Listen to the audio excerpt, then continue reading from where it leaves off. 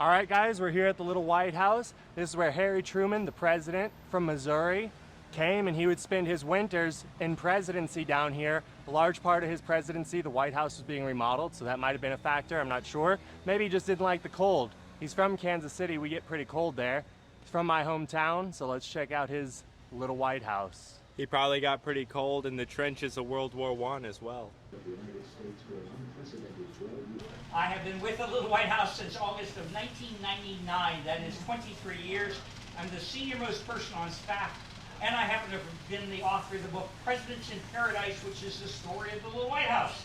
I think I can answer your questions. Feeling real confident. And of course, the two most logical questions would be, where the heck are we, and why would the president ever come here? So I guess we'll start with those. This is part of the original naval station of Key West, dates back to 1823. The United States Navy was invited to come here by our locals to chase pirates out of the Caribbean. Over 2,000 pirates were captured or killed. We become a city in 1828. That makes us the third oldest city in Florida, right after St. Augustine, Pensacola, and then Key West. For 50 years, we were the biggest city in the state. Kind of hard to imagine when you're looking at Miami or Orlando or Jacksonville. But as any good realtor will tell you, it's always location, location, location. And in our case, everybody had to sail past Key West to get to the Gulf Stream, to go to North America, or to go to Europe. And because of that, we were a very rich and powerful city. We controlled all the shipping between here and Cuba. During the American Civil War, when Florida became Confederate, we did not. We remained Union. 299 Confederate ships were captured and tied up in our harbor.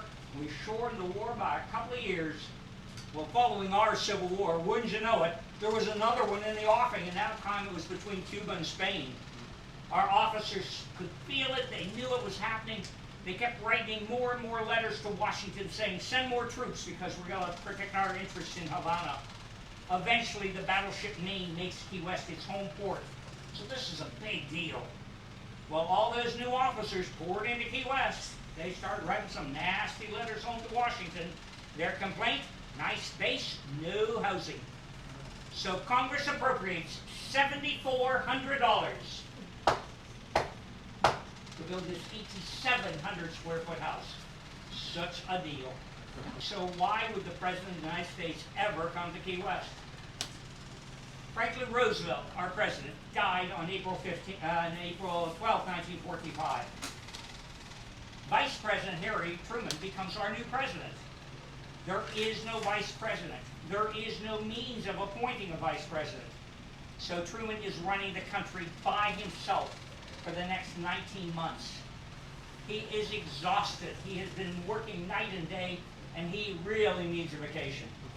Admiral Nimitz, the head of the U.S. Navy, spoke up and said, sir, I have the perfect location. It's warm, it's secure, and the base commander in Key West is a bachelor. He has moved to smaller quarters.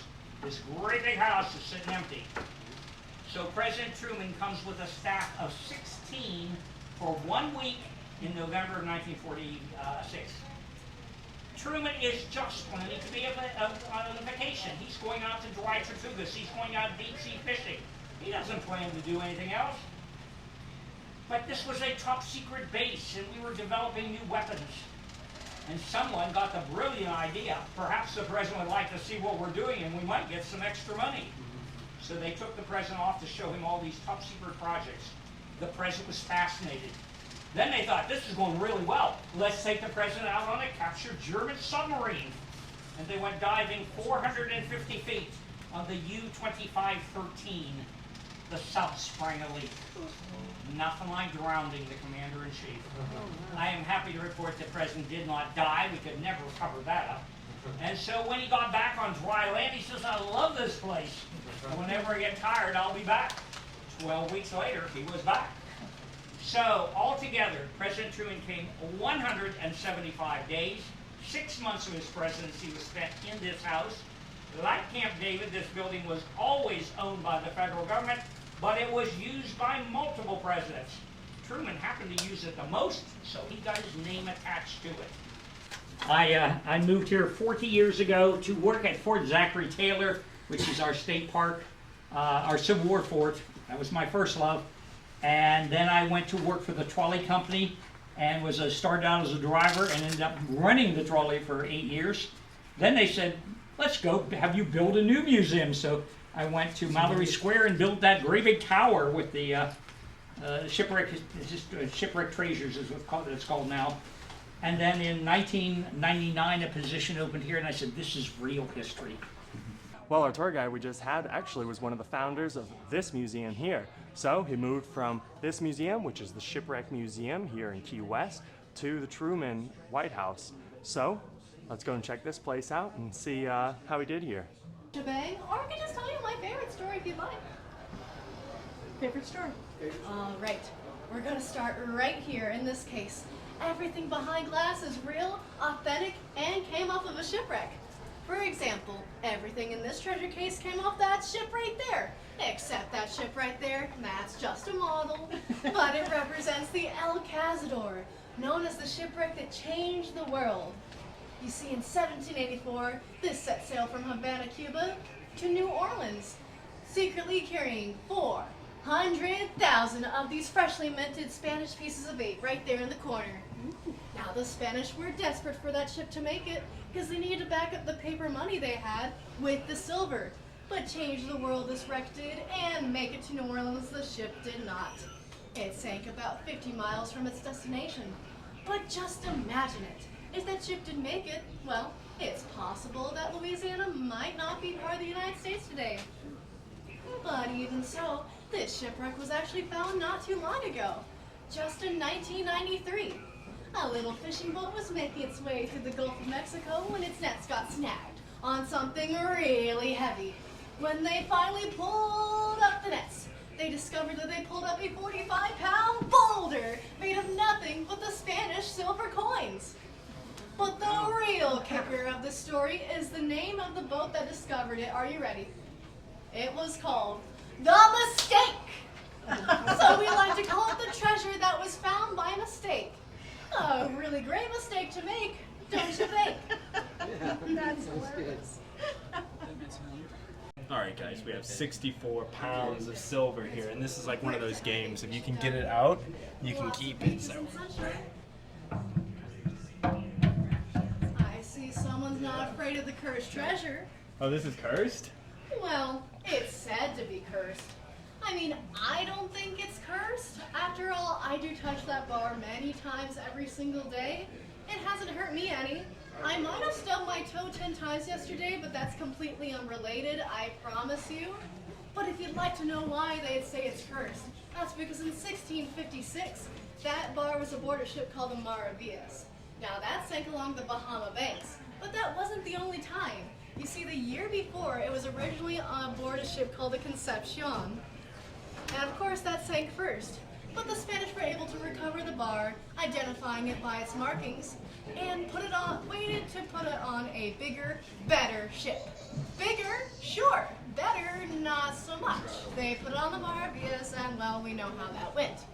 But still, it's not said to be cursed because it sank one time, or even 2 times, but it sank a total of 4 times.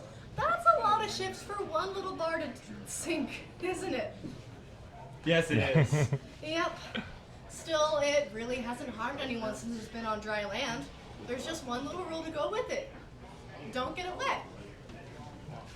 You guys should probably take it out of the building every time a hurricane comes. You know, that would be a good idea. I mean, down there is 1 foot below seawater. Yeah. Whew. You should drop it every day from the top of the tower.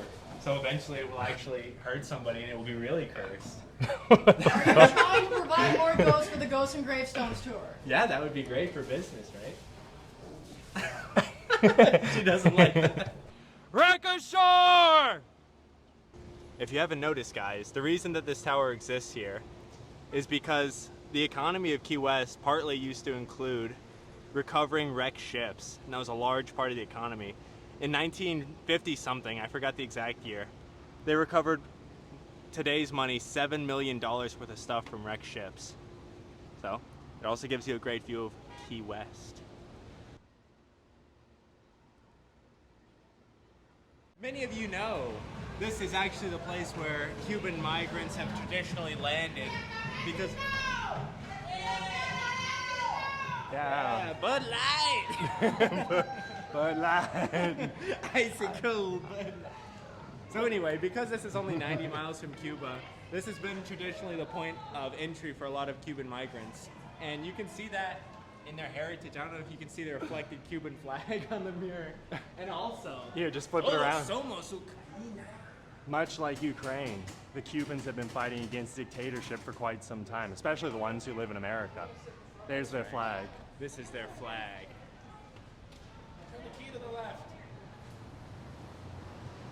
Sponsored by Icy Cold Bud Light.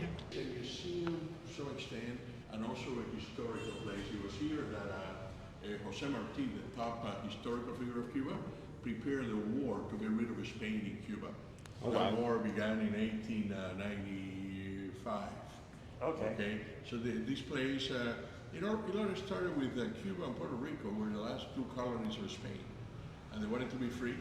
So the gentleman behind you here on the wall, Carlos Manuel de Céspedes, began a war in 1868 in Cuba, and that prompted about 10,000 Cubans to look for refuge here in Key West. They settled here and they mostly worked in the tobacco industry. They would bring the leaves from Cuba, high quality, roll them here, sell them throughout the world, and Key West became a very wealthy city. It became known as Cigar City, USA. Okay. And then those tobacco workers opened this place, San Carlos Institute, as a bilingual school. Primarily, kindergarten to 6th grade. It was upstairs on the 2nd floor. And it had a large auditorium, purposely, and that large auditorium was also the civic center of the community. And then beginning in 1891, it started to become a historical place when Jose Marti, guy right there in that room, top historical figure of Cuba, he lived in New York City. He wrote for the New York Sun, the newspaper, and he thought that it was time to renew the war effort that Carlos had begun years before. So Marti asked the top 20 founding fathers of Cuba to meet here to prepare the next war, and they did. They met in December of 1891, put together a political party right here in the auditorium in the Civic Center, and then Marti was elected as the leader of the party, and they started working on the next war planning. They met a total of 9 times, we know from the books, and eventually they all landed in Cuba in February of 1895. Of the top 20 guys who were here, founding fathers, only 4 survived the war. So this building is very special for Cuban history because it's the only building that has the privilege of having had the top 20 in and out here while preparing the war. So they're known as the founding fathers of Cuba? Exactly. Okay, exactly. That's really interesting. Is there still a very large Cuban presence here in Key West? Not that large as it used to be. Little by little it's dwindling, but it's estimated that of the 20-some thousand people in Key West, approximately 6,000 have some sort of Cuban blood. Okay. Many are, married to other cultures. Many don't speak Spanish, but they all eat black beans and drink the cafecito. Okay. And have the Cuban sandwiches. Exactly. So we still have a good presence, but it's definitely dwindling. Okay. We just lost our only bakery recently. Oh, really? Yeah, although Publix is very good at carrying that kind of goods. Yeah, there was quite an influence of the Cuban community back, it was a majority, back in the late 1800s. And then from here, because of several reasons, the tobacco industry moved to Tampa at the beginning of the 20th century. I actually live close to Ybor, Uh-huh. where it all moved to. I was actually just about to ask you if you're really familiar with the history of Yes, the I am. Cuban I am population. very much so. I think the nickname is also Cigar City, isn't it? Exactly. But the Cubans were here first. Exactly. They were here first. It was the beginning was here and then to Tampa. So something really cool. This is actually the real flag that flew over Morro Castle in Havana in 1902. All right, guys, so we're here in Key West, and behind me is a midget submarine that was captured by the United States Coast Guard. It was bringing drugs into the United States. The crew was 2 Colombians, 1 Guatemalan, and for some reason a Sri Lankan dude. And that was their goal, bring drugs into the U.S. Thankfully, the Coast Guard was able to intercept, stop them, and that stuff didn't get onto the streets of America. And here it lies on Truman Naval Base. I definitely think this is a really cool attraction that not a lot of people come and visit when they come to Key West. So when you come here, definitely come check this submarine out. There's a little bit of history here. There's some viewing windows so you can check out what it looks like on the inside. Ooh, wee. We are the Animal Planet. So these iguanas, these are green iguanas. They're actually not native to Florida. These are an invasive species. So these are actually very bad to have here. They shouldn't be here. Unfortunately, the base doesn't kill them. They probably should, but yeah, they're all over southern Florida. Shoot them if you see them. They're monsters. Yeah. Well, we're here in front of a Coast Guard cutter. Do you have anything to say? Yeah, these are the guys who crushed the Conch Republic secessionists. The Conch Trader secessionist. I hope you guys enjoyed this look around the history of Key West. It's actually got a lot. So tourism's great beaches, great history, interesting cultures, as we saw with the Cuban stuff. And, you know, there's a different video about some other culture that happens here. Good seafood. Yeah, great seafood. I mean, it makes sense. It's surrounded by water. If you come here, I would recommend going snorkeling or scuba diving. Fishing. We didn't do that because we're here for a purpose. And we got strapped for time, but So I hope you guys enjoyed. If you did, don't forget to like, comment, and subscribe. Let us know what you'd like to see down in the comments below. go check out our Missouri Key video too. That can be the ending shot too.